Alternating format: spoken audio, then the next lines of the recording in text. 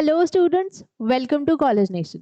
इस लेक्चर में हम लोग डिस्कस करेंगे इन्वेंट्री मैनेजमेंट के एमसीक्यूज को। और ये एमसीक्यूज आपके सेमेस्टर एग्जामिनेशन के पॉइंट ऑफ व्यू से बहुत ज़्यादा इंपॉर्टेंट है, तो इन्हें ध्यान से देखिएगा।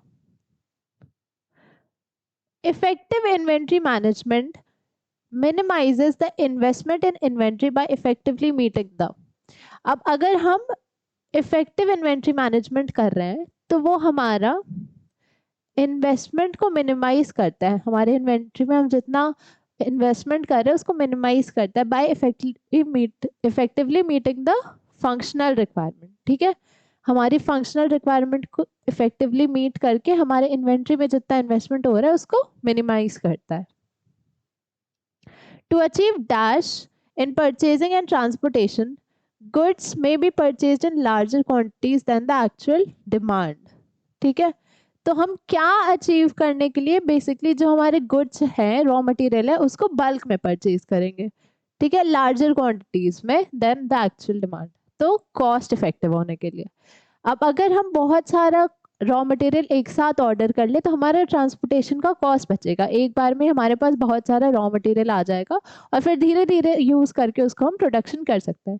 बट अगर उसकी जगह हम एक एक करके रॉ मटेरियल्स मंगा रहे हैं तो बार बार हमारा ट्रांसपोर्टेशन का कॉस्ट लगेगा। तो इससे क्या आ रहा है, हमारा कॉस्ट एफिशिएंसी।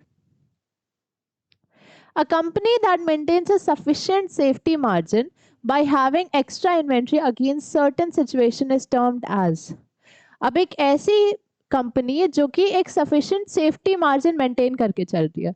सेफ्टी मार्जिन मतलब कि जितना इन्वेंट्री का रिक्वायरमेंट है उस फर्म में उससे थोड़ा ज्यादा इन्वेंट्री उनके पास ऑलरेडी है। ठीक है, तो उसको सेफ्टी मार्जिन कहेंगे। By having extra inventory against certain situation is termed as safety stock. ठीक है, उसको हम बोलते हैं सेफ्टी स्टॉक।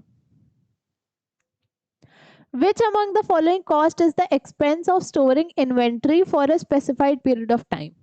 अब इनमें से कौन सा एक्सपेंस है जो कि हमारा इन्वेंट्री को अगर हम लॉन्ग पीरियड ऑफ टाइम के लिए स्टोर कर रहे हैं तो वो आता है purchasing cost, carrying cost, financial cost या फिर स्टोरिंग कॉस्ट।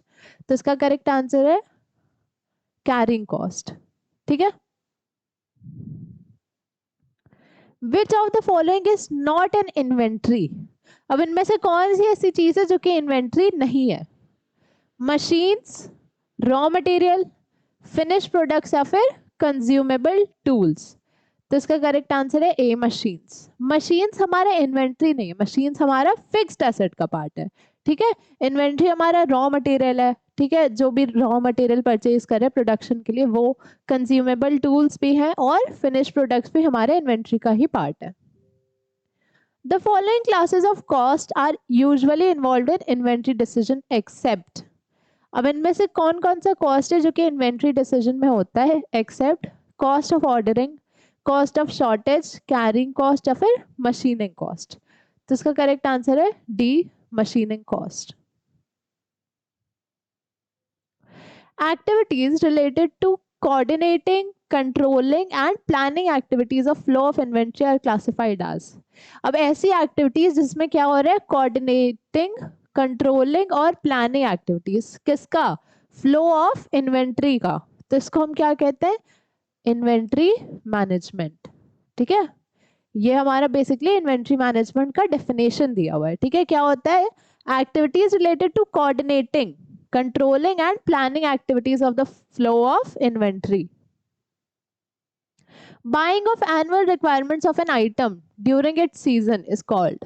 अगर हम कोई आइटम परचेज कर रहे हैं उसके सीजन में तो उसको हम क्या बोलेंगे? Seasonal buying, tender buying, scheduled buying या फिर स्पेक्युलेटिव बाइंग। तो इसका करेक्ट आंसर है A, seasonal buying. Which statement defines the reorder point? अब इनमें से कौन सा स्टेटमेंट है जो कि रीऑर्डर पॉइंट को डिफाइन करता है, यानी कि अब हमें कब रीऑर्डर कर लेना चाहिए हमारे इन्वेंट्री को? Minimum level of item, safety stock level point, point at which reorder is initiated या फिर नन ऑफ दीज। तो इसका करेक्ट आंसर है B, point at which reorder is initiated. Minimum level of item पे भी नहीं होता और safety stock level of point पे भी नहीं होता है। Raw materials are directly identifiable as a part of final product and are classified as। Period cost, direct material, fixed cost या फिर एनी ऑफ द अबव। ठीक है, तो इसका करेक्ट आंसर है direct materials. Inventory consist of, अब इनमें से कौन सा हमारा इन्वेंट्री का एक पार्ट है? इनटैंजिबल प्रॉपर्टी, टैंजिबल प्रॉपर्टी, ए और बी या फिर बोथ ए एंड बी। तो इन्वेंट्री में बेसिकली हमारा टैंजिबल प्रॉपर्टी होता है। ठीक है,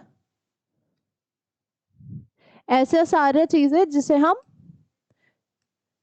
टच या फील कर सकते हैं उसको हम इन्वेंट्री कंसिडर करते हैं। कोई भी इनटैंजिबल प्रॉपर्टी जैसे कि गुडविल हो गया, पेटेंट हो गया, ये सारी चीजें हमारे इन्वेंट्री का पार्ट नहीं होती है। इन्वेंट्री इज वैल्यूड एट, अब इन्वेंट्री को वैल्यू किस पे करते हैं? रिप्लेसमेंट प्राइस और purchase value whichever is less. ठीक है, एट कॉस्ट और net realisable value whichever is less, या फिर रिप्लेसमेंट प्राइस और net realisable value whichever is less. ठीक है, तो इसका करेक्ट आंसर है एट कॉस्ट और नेट रियलाइजेबल वैल्यू। ठीक है, या तो कॉस्ट पे करते हैं या फिर नेट रियलाइजेबल वैल्यू पे करते हैं, दोनों में से जो भी कम होता है। ठीक है, विच एवर इज लेस, उस पर हम क्या करते हैं? अपनी इन्वेंट्री को वैल्यू करते हैं। Inventory held for sale in the ordinary course of business is known as, अब हम जो ऐसी इन्वेंट्री जिसको हम सेल के लिए होल्ड कर रहे हैं, ठीक है, उसको क्या कहते हैं? Finished goods, work in progress, raw material या फिर मिसलेनियस इन्वेंट्री। तो इसका करेक्ट आंसर है फिनिश्ड गुड्स, क्योंकि ये गुड्स हमारा बन चुका है। ठीक है, फाइनल अपने स्टेज तक पहुंच चुके हैं, बट उसको अभी हम सेल नहीं कर रहे हैं। ठीक है, मार्केट में नहीं लेके जा रहे, तो उसको हम एक तरीके से फिनिश्ड गुड्स बोलेंगे, और ये हमारे इन्वेंट्री का ही एक पार्ट है। Which of the following is an inventory system used to manage independent demand items? ठीक है, अब इनमें से कौन सा ऐसा इन्वेंट्री सिस्टम है जो कि एक इंडिपेंडेंट डिमांड को मैनेज करता है? ठीक है, तो इसका करेक्ट आंसर है time faced order point. Which of the following models is used to determine the timing of the inventory order? यानी कि हम कब इन्वेंट्री अपना ऑर्डर करेंगे, उसका टाइमिंग को कौन डिटरमाइन करता है? Economic order quantity model, reorder point model, fixed order quantity model या फिर फिक्स्ड ऑर्डर इन्वेंट्री मॉडल। ठीक है, तो इसका करेक्ट आंसर है सी, रीऑर्डर पॉइंट मॉडल। इससे हमें पता चलता है कि हमें इन्वेंट्री रीऑर्डर करने की जरूरत कब है। Which of the following is the reason for the business resource planning system? अब ये जो business resource planning system होता है, इसका रीजन क्या है? Manage purchase order, control the flow of dependent demand investor, organize external management information या फिर balance supply and demand। तो इसका करेक्ट आंसर है to balance supply and demand। In the ABC analysis system, the B category stands for, एक हमारा ABC analysis होता है जो कि हमारा इन्वेंट्री मैनेजमेंट का एक मेथड है। ठीक है, तो इसमें B का क्या मतलब होता है? Outstanding importance in value, comparatively important in value, comparatively unimportant in value या फिर एवरेज इंपॉर्टेंस इन वैल्यू। तो इसका करेक्ट आंसर है D, average importance in value. The inventory method that comprises a more significant method of accounting transaction is known as, अब एक ऐसा हमारा inventory method जिसमें ज्यादा significant number of accounting transactions होते हैं, उसको क्या कहते हैं? Periodic inventory method, finish goods inventory method, perpetual inventory system या फिर fixed order period inventory system. तो इसका करेक्ट आंसर है बी, परपेचुअल इन्वेंट्री सिस्टम। इसमें क्या होता है, हमारा जो नंबर ऑफ अकाउंटिंग ट्रांजैक्शंस है वो ज्यादा सिग्निफिकेंट होता है। The economic order quantity formula is considered using, अब ये जो इकोनॉमिक ऑर्डर क्वांटिटी का फॉर्मूला होता है इसको हम क्या कंसिडर करके यूज करते हैं? Differential calculus, vector calculus, integral calculus या फिर मल्टीवेरिएट एनालिसिस। ठीक है, तो इसका करेक्ट आंसर है डिफरेंशियल कैलकुलस। ये यूज करके हम EOQ का जो फॉर्मूला होता है उसको कंसिडर करते हैं। ठीक है,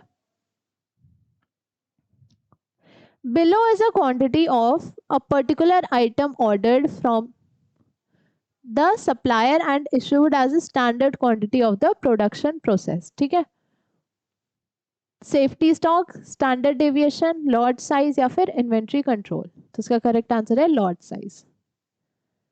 Which among the below components is calculated as the sum of the fixed cost each time as item is ordered? अब इनमें से कौन सा component है जिसको हम कैसे calculate करते हैं? as the sum of fixed cost, ठीक है, जो fixed cost यानी कि long period of term के लिए जो cost लग रहा है, fixed cost each time an item is ordered, carrying cost, holding cost, order cost या फिर storing cost। तो इसका correct answer है order cost।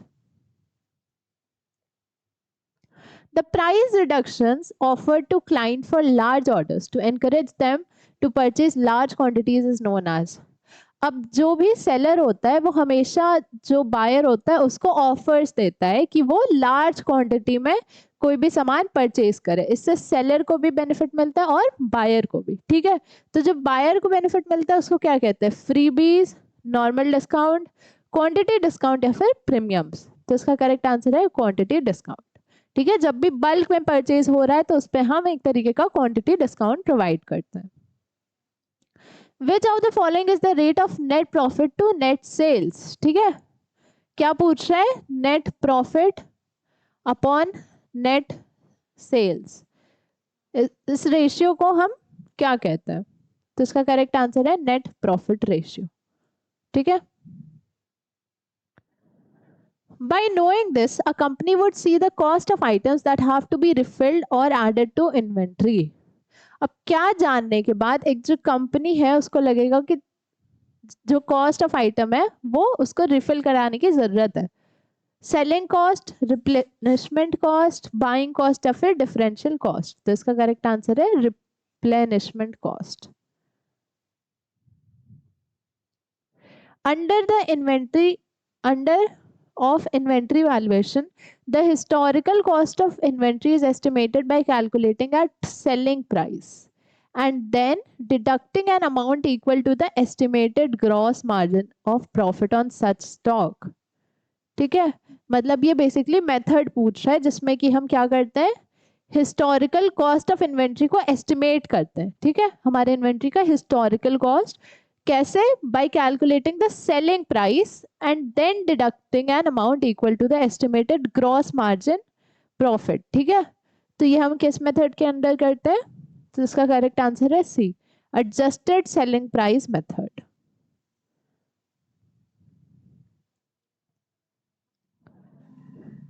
CIMA defines as dash the recording as they occur of receipts, issues and the resulting balances of individual items of stock in either quantity or quality and value। ठीक है, ये basically definition दी हुई है हमारी, जो कि CIMA जो institution है उसके द्वारा दी गई है, और ये पूछ रहा है कि किसका डेफिनेशन है। तो ये हमारा परपेचुअल इन्वेंट्री सिस्टम का definition. Under dash, a continuous record of receipt and issue of materials is maintained by the stores department and the information about the stock of material is always available। ठीक है, तो इसका correct answer है perpetual inventory system.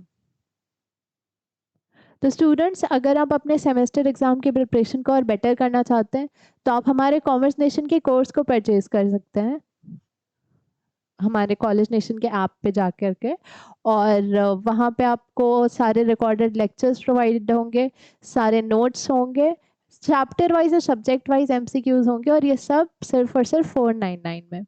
आप इस course को ज़रूर से हमारे कॉलेज नेशन के ऐप पे जाके चेकआउट कर सकते हैं। Thank you.